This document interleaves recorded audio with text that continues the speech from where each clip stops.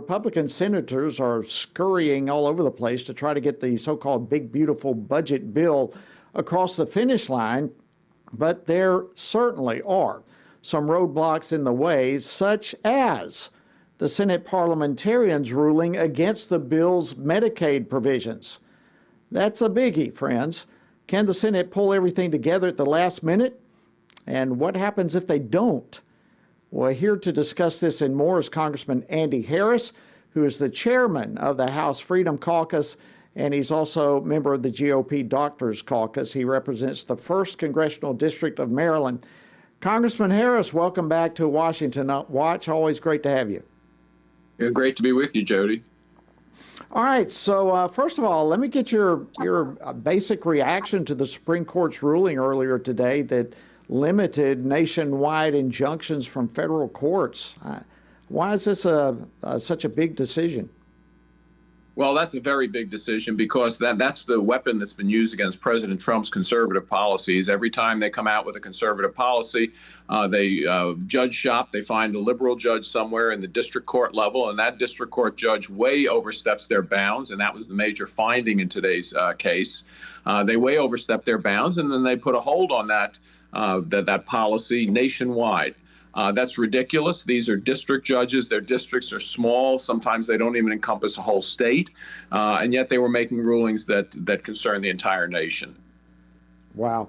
Yeah, so I mean, talk about legislating from the bench when you have one of these lower courts making decisions and then kind of pushing it to become nationwide policy or a decision that affects the entire nation. That's huge. So this that really is a big deal. Let's kind of bring back to Congress. We've got so much, Congressman Harris, I'd like to talk to you about, but of course, you're chairman of the Freedom Caucus. What concerns do you and the Freedom Caucus have regarding the current version of the Senate reconciliation bill? Well, the problem is that it leaves a huge hole in the budget. The bottom line is that as it left the House, given that we do expect some economic growth, I think that we would have had a balanced budget. Well, we wouldn't have increased the deficit with the bill, but I think when it went over to the Senate, they added more lowering of taxes, which of course some of those lower taxes will decrease revenue. And then the Senate parliamentarian over the last few days has said that a lot of our deficit reduction measures were invalid under the Byrd rule. They'll have to be changed and modified. Hopefully, they can get that done in the next couple of days. But we really can't be adding to the budget deficit. We all want to extend the tax cuts, and we get that results in some economic growth. But when all is said and done, we think that we shouldn't increase the budget deficits. I'd like to lower them. I think there's plenty of places in the federal government we can cut spending. But again, at this point in time, the balance sheet doesn't balance, and I think it's going to have to balance when it comes back to the House. Wow. So you see a bumpy road ahead for this bill? Is that what you're saying?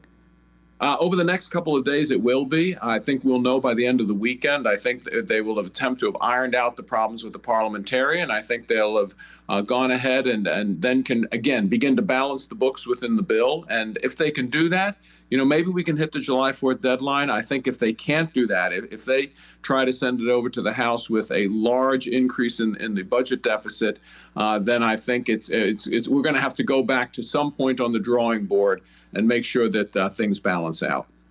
Yeah, I agree with you. I don't see how it makes it through the House again without some of those changes you're talking about. Let's go down the path. You're a physician. Can you break down for us? I don't think everybody fully understands the Medicaid dispute that's taking place and even taking place among some of your Republican colleagues. Well, Medicaid, the problem, Jody, is that we increased Medicaid spending by about 50% over the past 10 years. And that's in actual dollars. I mean, we spend a lot on Medicaid right now.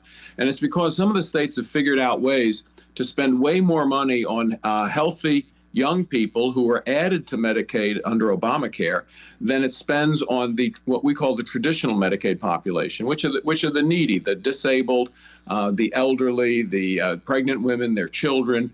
The bottom line is these were the core functions of Medicaid. the program has wandered way far from those core functions, and the Medicaid spending at the federal level, because of that, is out of control. So again, we're attempting to put in some measures that allow us to continue to increase spending, but not at that rate, because that rate is unaffordable. Wow. So you mentioned a while ago the Senate parliamentarian. All right, here's an individual that carries a pretty big stick, but you mentioned specifically the parliamentarian saying that some of the measures within the bill violated the Byrd rule. Can you break that down for us, for some folks who may not understand what the Byrd rule is? So we used the reconciliation bill in order to avoid the 60-vote filibuster threshold in the Senate, because we only have 53 senators on the Republican side. Obviously, we can't get a lot of the President Trump's agenda done in the Senate unless we had 60 senators, and we don't have them. So under reconciliation rules, we only need 51 senators. But under reconciliation, everything has to be budget related. You can't do something purely for a policy reason. If it has a significant connection to the balancing the budget, for instance, the balancing the books, then yes, it can be included in reconciliation. So sometimes it's how you word it. Two examples is one is we thought we would take some of the loopholes allowing people not to have to repay their student loans. People who really should be repaying their student loans, they took it, they signed for it, they should be repaying them.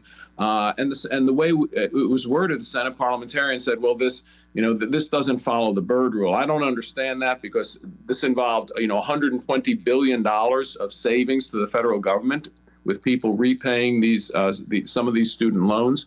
But again, that's an example of where the parliamentarian increased the budget deficit from what we sent over from the House and put the whole bill out of balance.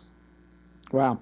So at the end of the day, do you think the Senate bill is going to be drastically different from the House version, or at this point, are they going to be coming closer to the House version to get this across the finish line? Well, Jody, I'm hoping they come closer to the House version, because we worked long and hard to get it out of the House to the Senate. We think it was a very carefully negotiated compromise. And as they wander away from that, it becomes less and less likely that it's going to succeed when it comes back out to the House. We want this to succeed. We want President Trump to succeed.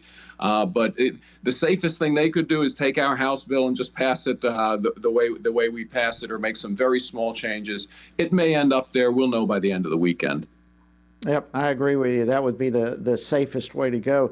So as I understand at this point, the Senate's scheduled to have their so-called vote-a-rama on this thing over the weekend. Do you think they're going to meet the deadline? And maybe what happens if they don't?